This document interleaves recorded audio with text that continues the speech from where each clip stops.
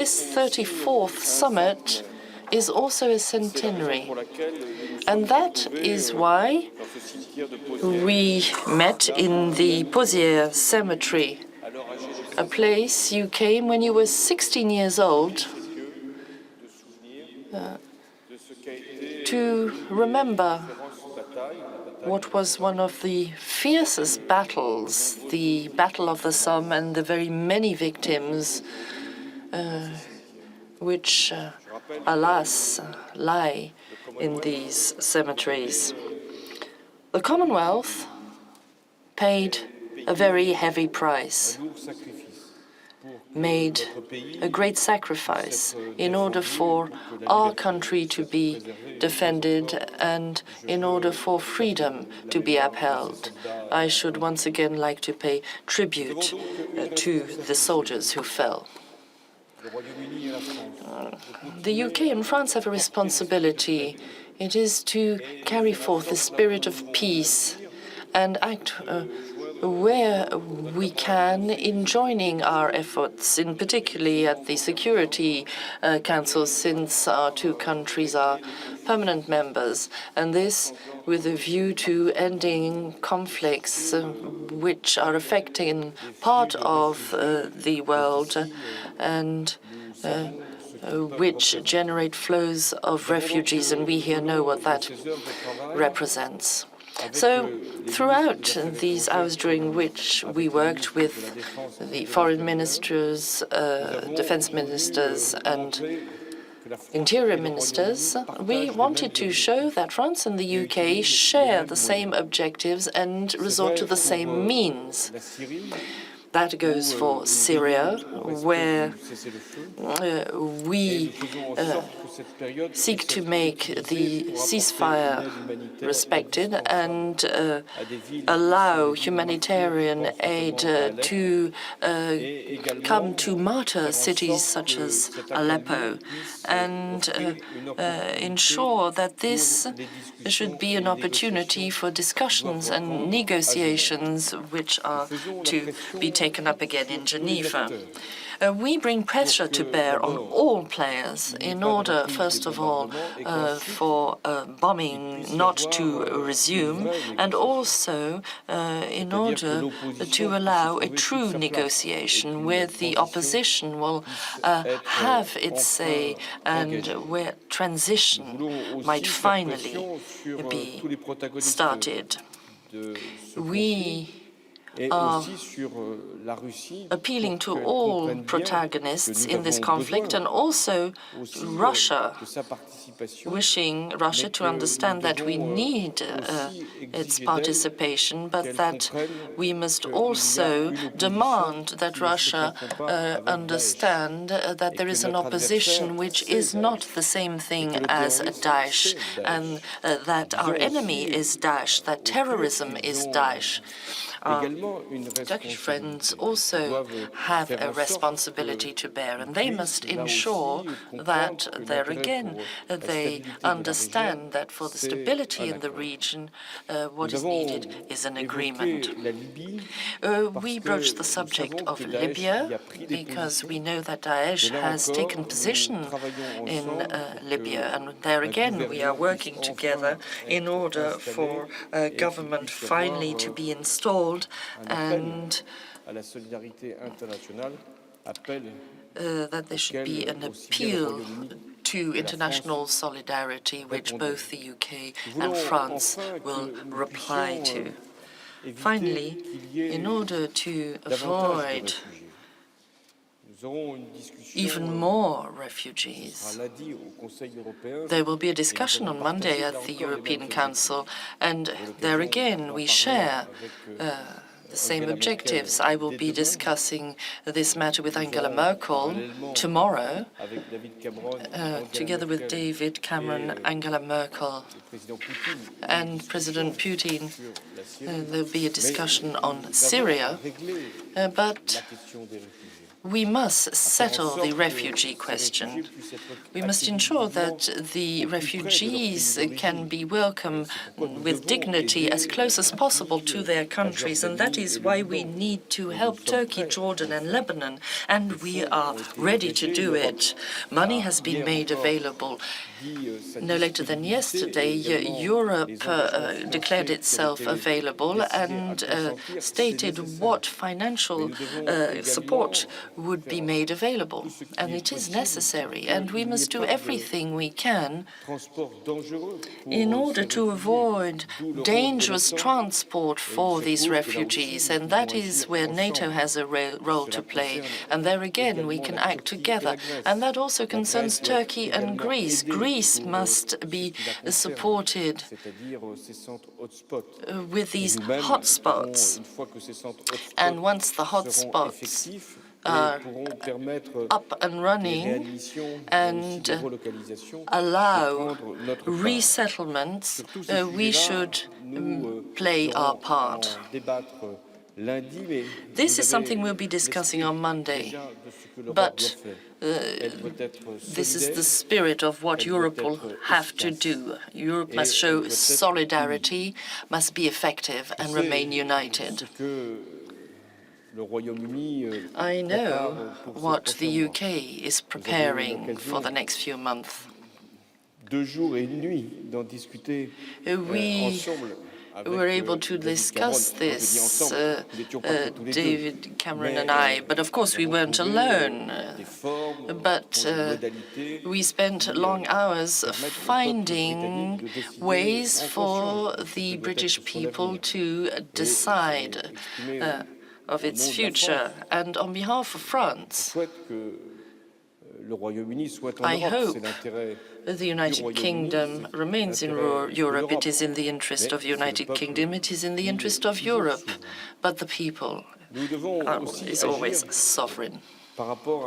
We must also react to the refugee issue, and in particular regarding the situation in Calais. The city of Calais, and in fact the whole surrounding area, is suffering. And that includes Dunkirk, Grande Sainte. And there are those refugees who wish to travel to the UK. And the UK doesn't want to or cannot receive them, and the UK is not a member of Schengen, so we have to make it known to the refugees that they can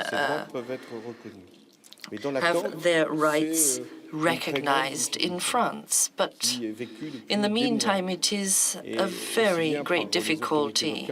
And this has been going on for many months. It is difficult for the local population, for the local authorities as well. Now, ministers have been working hard on this. And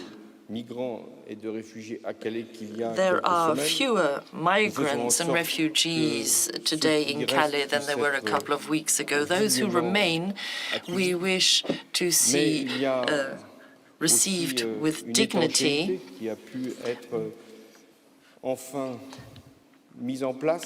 and we have finally been able to stop the trafficking.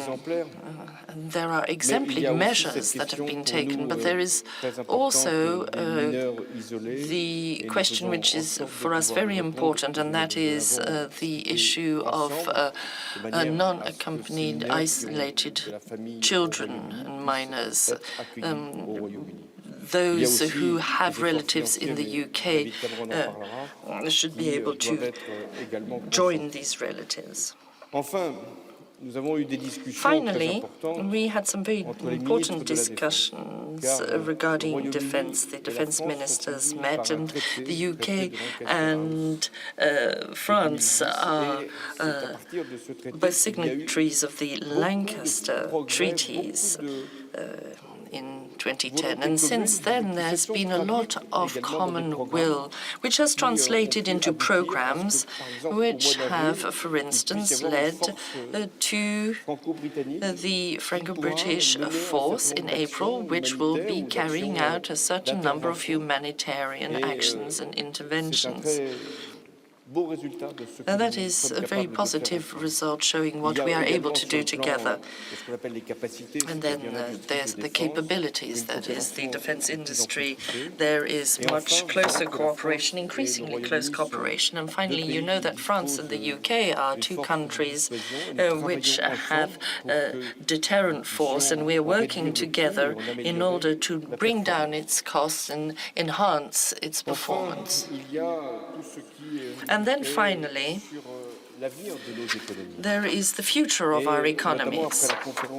After the climate conference, and I should like to thank David Cameron, because there was an excellent participation at every level, G7, G20, European Union, and the UK has been more than an ally, a true partner in the success of the conference with the Hinkley Point project, for instance, and France is supporting the project, which is important for the UK and for France. So that is the spirit which underlies our work together. We are neighboring countries, even though the UK will always remain an island. Now, there is Eurotunnel, but we are neighboring countries. We are friends. We have a lot of history, including the Entente Cordiale, and I can confirm that the Entente is still cordial, in fact, very friendly. Thank you very much, Mr. President. Thank you, Francois. It's very good to be here with you today. And this summit has been about how Britain and France stand together to keep our people safe. And there was nowhere more fitting for us to meet today than here in Amiens, where a century ago 600,000 British and French soldiers were killed or injured fighting for our freedom. Visiting the Pozières cemetery this morning brought home again the humbling scale of that sacrifice. And that's why I'll be here again in July to honour all those who gave their lives at the Battle of the Somme. Throughout the last century, Britain and France stood shoulder to shoulder in the defence of our values and our way of life, and we do so again today. The horrific terrorist attack in Paris last November were, as I said at the time, an attack on us all. And Francois and I have talked today about the measures we must take to defeat this evil, about how we can strengthen our bilateral security relationship, and how we can work together to tackle the migration crisis. And I want to say a word on each. First, we need a comprehensive strategy to defeat the threat from Islamist extremism, both at home and abroad. Since the attack in Paris, British fighter planes have joined their French counterparts, carrying out military strikes against Daesh in Syria as well as in Iraq. Our action is degrading Daesh's capability, and they are now struggling to hold territory that they once confidently claimed. We also need an end to the civil war in Syria and a government in Damascus that can bring peace and stability to that country. We welcome the latest truce.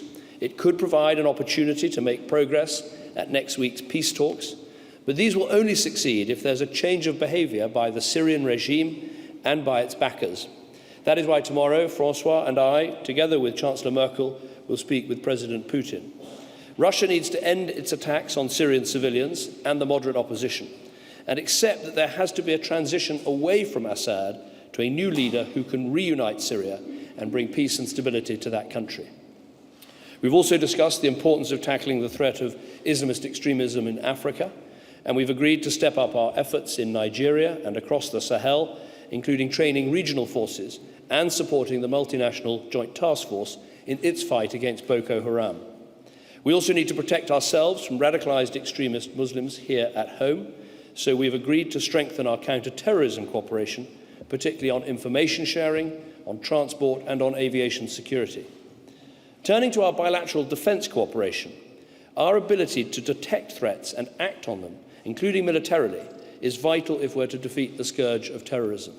We've already seen how we can use unmanned aerial vehicles to protect us from the terrorist threat, and today, Britain and France, we've agreed to jointly invest £1.5 billion to develop the next generation of unmanned combat air systems. This will be the most advanced of its kind in Europe, securing high-end engineering jobs and expertise in both the United Kingdom and France. Finally, we've discussed the migration crisis facing Europe. The United Kingdom has not faced anywhere near the scale of migrants coming to Europe as other countries because we're outside Schengen and we retain control of our borders. And in Calais, we've worked together with the French to strengthen security to deter migrants from trying to enter Britain. I want to thank President Hollande for his cooperation, and today I can announce that we will invest an additional £17 million in priority security infrastructure in Calais to assist the work of the French police. The money will go towards efforts to move people from the camps in Calais to facilities elsewhere in France, and we will fund joint work to return migrants not in need of protection to their home countries. The real challenge is in the Eastern Mediterranean, where we need to break the business model of the criminal smugglers and dissuade people from embarking on a perilous journey in search of a new life in Europe. That is why the NATO mission is so important, and we'll meet in Brussels on Monday to discuss what more we can do within the EU to tackle this problem. So I think this has been an important summit. We stand here today as leaders of two strong nations who will always stand together in the defence of our values and our liberties. That cooperation will continue for years to come, just as it has throughout our history. But we should be clear how our partnership within the European Union makes a tangible difference to the scale and the breadth of what we can achieve together. It was through the European Union that we imposed sanctions against Russia when it illegally invaded Crimea almost 2 years ago. It was through the collective economic muscle of the EU that our sanctions brought Iran to the negotiating table and put a nuclear bomb beyond their reach. It is through cooperation and intelligence sharing with our European partners that we best fight cross-border crime and terrorism, giving us strength in numbers in what is a dangerous world. We both firmly believe that our membership of the European Union allows us to amplify our strength, projecting greater power internationally, increasing the security of our citizens, and boosting the competitiveness of our economies. We are both strong, proud nations, clear about our influence in the world, and clear that our membership of the European Union enhances that role rather than detracting from it. We are stronger, safer, and better off within a reformed European Union. Thank you, Francois, again for welcoming me here today, for your friendship and for continued partnership in ensuring the safety, the security and the prosperity of all our peoples. Thank you.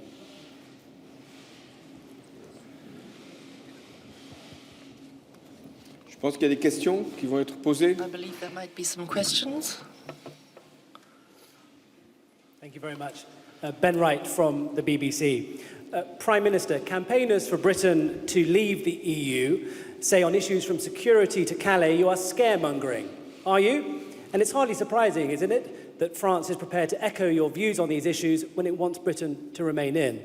And a question to President Hollande in English, if I may.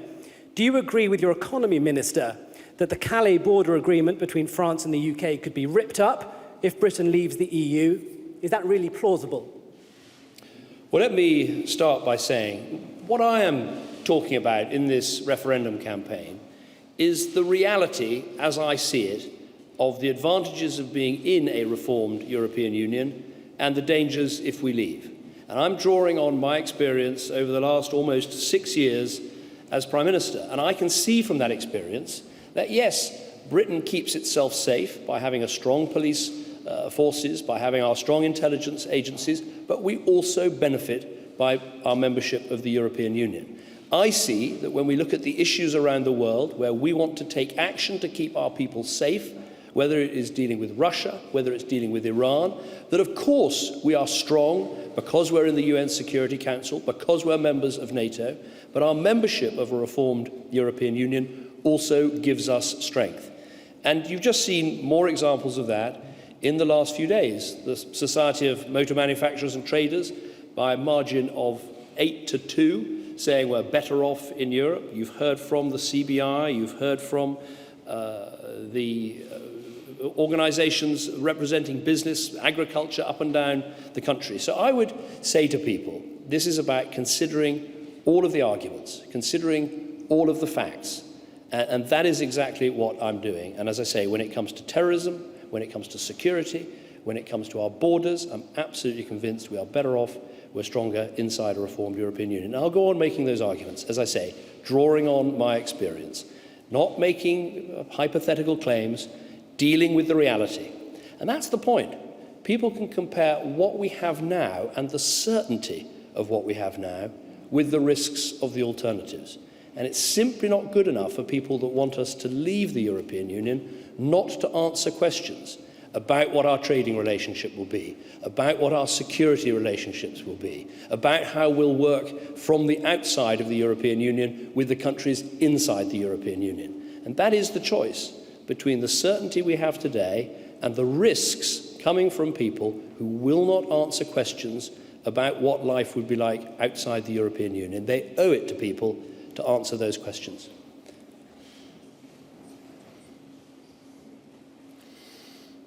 La France n'entend pas faire pression sur le France does peuple not britannique wish pour to put pressure on the British people.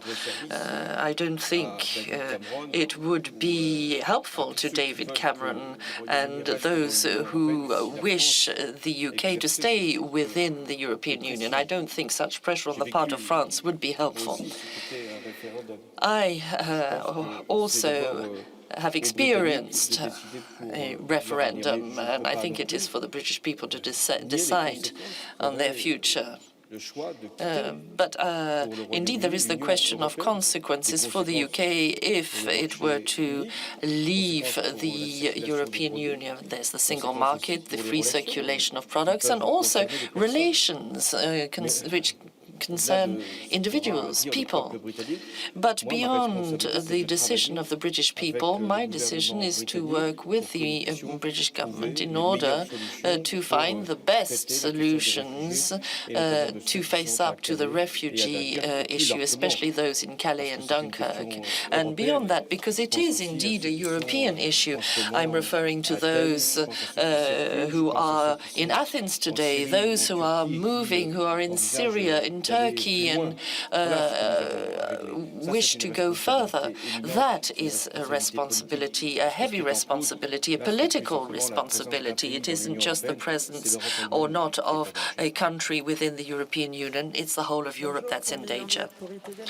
Thank you, Camille Anglade, ITélé. A question for you, Prime Minister, and for you, Mr. President. What about unaccompanied minors? Why did it take so long to find a solution, and is 17 million pounds enough?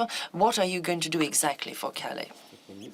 Well, first of all, the £17 million comes on top of a series of announcements about British expenditure to help the situation in Calais, particularly to strengthen the border at Calais, because it's very important that people should know that if they come to Calais, that is not a waiting room for getting into the United Kingdom, that we have strong borders, we man those borders together in Calais, and it's very important people understand that, and I applaud the action that the French government is taking to deal with the situation with the camps in Calais, and to say to people that they should be seeking asylum in France, and if they're not asylum seekers, they should be returned to the countries from which they came. That, I think, is absolutely the right approach, and the President has my 100% backing in the work he's doing to deliver that, and as the money shows announced today, we are absolutely working in a joint endeavour.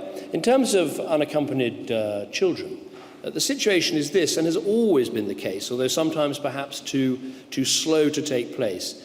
If someone has direct family in Britain, then if they apply for asylum in France under the Dublin Convention, they can then come and rejoin their direct family in Britain. Those are the arrangements. We've talked today about how we can make sure they work better and they work more speedily. And that's right. We support the Dublin rules, always have done, and think that's the right way to go about this approach.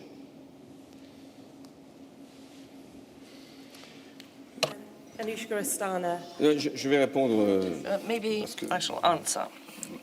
Madame Langlade pose toujours deux Madame questions. Langland always asks twofold questions. Quelle est la responsabilité de la France So what is France's par rapport responsibility à here ces personnes qui sont regarding à Calais? these people who are in De Calais? dire à celles qui relèvent Well, du droit d'asile it is to tell those que tout a who été are préparé eligible pour for les accueillir. asylum that Pas à everything Calais, is dans toute ready la France. to receive them, and not just C'est un in engagement Calais, que j'avais throughout pris. the country. That is a commitment I C'était au mois de made septembre. in September. Et donc, le ministre de l'Intérieur a mis So des centres the Minister of the à Interior disposition de ces personnes. has made available Et centres fait en sorte for que these pour individuals. celles qui relèvent du droit d'asile, And les those formalités puissent être facilitées. who are Et que eligible for dès lors asylum, que les there titres are peuvent être donnés, facilitated administrative mises procedures. là où elles seront au And chaud, then these people accueillis will dans be de bonnes conditions, welcomed et pouvant même somewhere espérer where une they will be intégration dans notre comfortable pays. C'est le devoir and que l'on avait à can accomplir. hope to integrate our country. Et puis, That il y a des is personnes qui ne veulent our pas duty. And then there rester are en France. those people who do not Il y en a wish to d'autres stay in qui ne peuvent France. pas rester en France. And then there are those Parce who qu'elles ne relèvent pas cannot du droit stay d'asile. in France Et because doivent, they à ce cannot moment-là, être ce qu'on appelle seek asylum. réadmis dans And therefore les they pays have d'origine. to be readmitted, Donc, pour les as we say, personnes in their qui countries of origin. veulent absolument aller So au for Royaume-Uni, those dès people lors que le who Royaume-Uni absolutely want to a go to the décidé de ne pas United les accepter, Kingdom, and considérant when the que United Kingdom has le decided not Royaume-Uni to accept faisait them, autrement pour accueillir les réfugiés, notamment par des considering politiques the de UK réinstallation. has Pour other aller chercher reinstallation en Turquie, policies en Jordanie, au Liban, in des Turkey, personnes qui Jordan, pourraient Lebanon, relever justement de l'asile, dès lors people qu'il n'y a pas de who possibilité pour aller might au Royaume-uni, la indeed be able to frontière, claim ce qu'on asylum. appelle la frontière. So for those les voies people, d'accès the sont border, fermées. the frontier is Donc le closed. message que nous devons faire passer, So the message parce que that c'est un message we de vérité, have to et put c'est aussi across, un because message that is the d'humanité et de truth, but it dignité. is also a matter of humanity venir and à Calais, dignity. c'est la What we certitude de have ne to pas make pouvoir clear is traverser that coming to Calais la means Manche et you donc won't be d'être able sans to cross solution. the channel. En revanche, It means des you won't solutions have a existent solution partout en in France Calais. pour ces But personnes. there are solutions Reste la throughout question France for qui a these été people. posée des mineurs isolés. And then there is the matter Nous avons, of the un suivi de non-accompanied, Personnes, de ces jeunes the personnes. isolated minors. Et là, nous avons été clairs avec And le Premier ministre britannique. Quand the ces Prime personnes, Minister quand ces jeunes non accompagnés, and I ces have been mineurs clear, isolés ont un lien when familial, these isolated children, these Royaume-Uni, isolated ces jeunes doivent minors rejoindre le have Royaume-Uni. relatives in the Et UK, doivent they rejoindre le must Royaume-Uni vite go et de manière to the UK efficace. fast Donc nous travaillons and pour qu'il efficiently. puisse y avoir une identification précise. So we are Les deux working ministres de on l'Intérieur specific le font, identification. et ce dont nous The avons two ici interior convenu ministers are aujourd'hui, working on ce this, matin, and what was c'est que ça decided devrait here se this faire morning encore plus vite is that et encore it plus should be efficacement. stepped up. It should be faster and even more efficient. Apologies for coming in too soon. Anushka Stana from The Guardian. President Hollande, you seem to be saying there that the bilateral agreement between the UK and France, which keeps people in Calais, is something that you believe should stay in place. Do you then disagree with what your economy minister said earlier? And Prime Minister, the French intervention this morning and big businesses and other interventions in the EU referendum all seem rather convenient. What do you say to British voters who sometimes feel that these things are a stitch-up? Shall I go? Look, lots of people are making their views known.